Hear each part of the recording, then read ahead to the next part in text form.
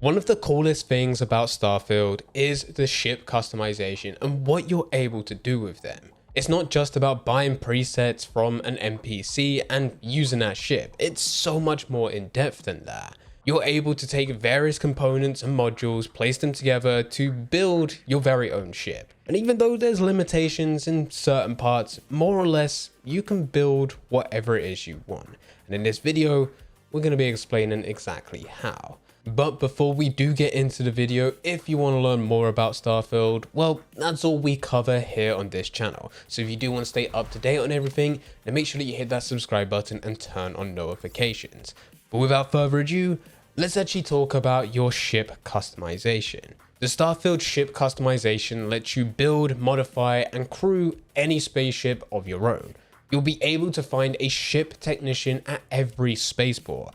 And this is where you're able to buy or sell parts, make repairs, and also customize your ship. Now, the customization process itself is the same for everything. There is a grid as part of the UI which pretty much tracks how big the ship is or the various components that you would like to add.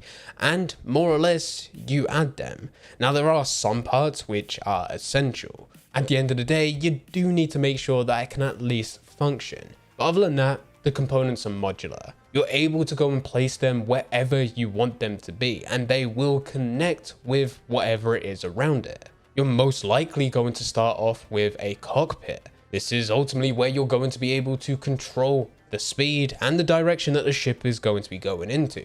But from there, what you place around it really is entirely up to you. But remember, whatever you add will have an effect. This isn't the case of just throwing everything into one place and being able to have the exact same ship stats as everyone else, because every single component and every single module that you add to this board here will reflect in its overall outcome. For example, you may have a ship which is better with the shield, but it might not be as good with its top speed or mass.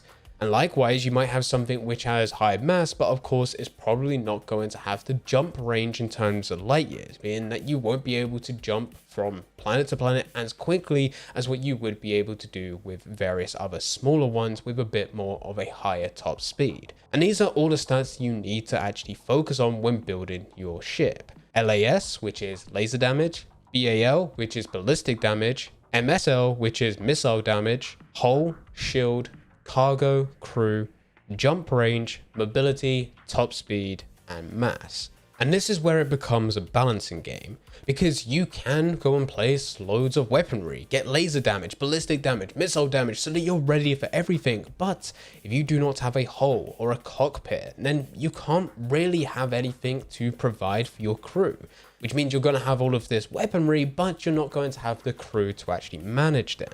And that's where you're going to have to make some decisions. Do you want something that looks amazing, or do you want something that's going to be a bit more functional?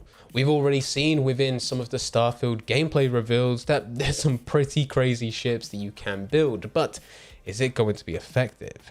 And this is probably what is going to be the coolest part about Starfield, because not only is it just about managing these stats, but it's also about having various components within each.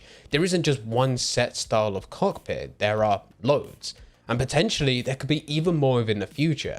We know that Bethesda are open to pushing DLC, and they have talked about purchasable skins, but there's also a chance that this can also cross over to there being new types of components, new types of structures, which are specific for the ships that you're able to build. So this can get even crazier within the future. Not to mention that it is already crazy as of right now. But this is just the process of building your ship to begin with, because things can get a bit more technical once it's finally built. An interesting mechanic that we've seen so far is the Starfield power allocation system, which lets you assign the amount of power you have available between various systems, kind of like a survival mode for your ship. If you're approaching a space station where you're able to power up and even customize, but between you and the space station, there is a number of enemies all shooting at you, you can either decide to reallocate power to either be engine, grav drive, shield, or some of your weaponry talking with lasers, ballistic, or missiles. Now becomes a risk reward system. You may try to go defensive to increase your shield and also your engine capacity so that you're actually able to get from point A to point B whilst being extremely defensive, or potentially you're going to go all out guns blazing. You'll be able to change how your ship controls by varying these bars as you play, putting all your power into weapons, which are going to make them more powerful and even last longer.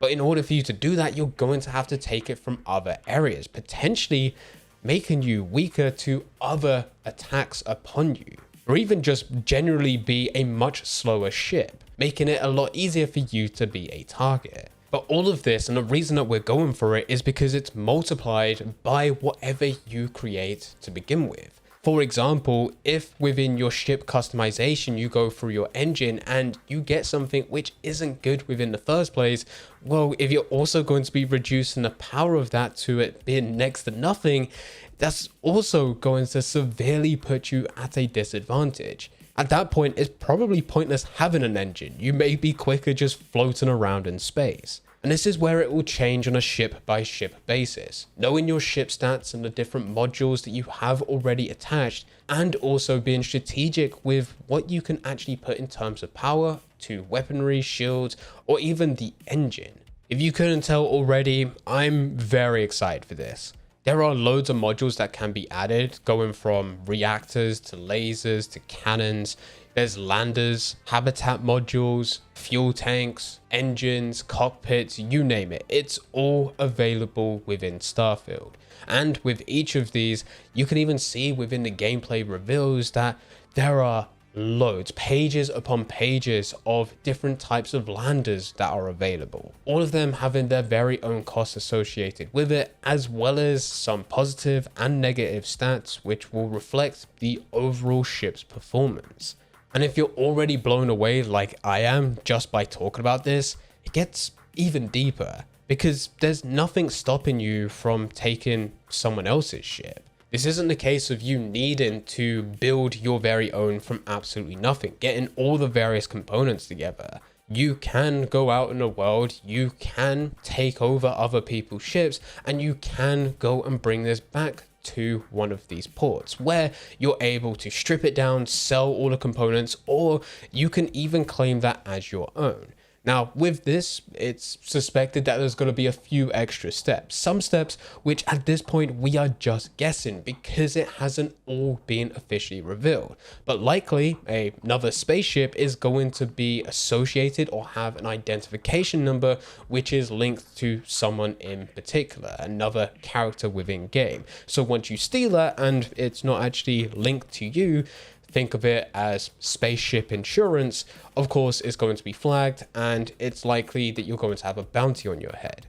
So there's going to be some extra steps of you having to sell stolen goods to potentially people that aren't actually licensed to do so. So you're going into the underworld, or maybe it's the case of having to repaint the ships that you steal so that you can get away with it. So it's not so obvious that you have just stolen someone else's ship. And this is where it can get very interesting in terms of the foundation that you build ships from.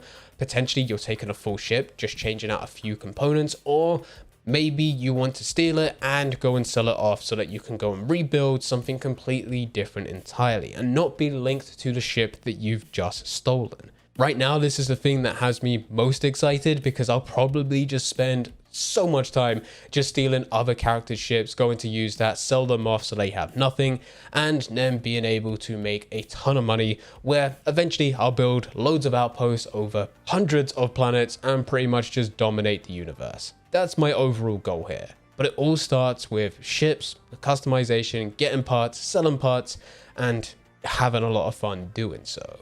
If you enjoyed this video and you want to see a bit more about Starfield, then I highly recommend clicking the next video on screen. YouTube has tracked exactly what you enjoy watching and they believe that video is perfect for you. No one else is seeing what you're seeing. So click that and I'll be over there to guide you through absolutely everything to do with Starfield.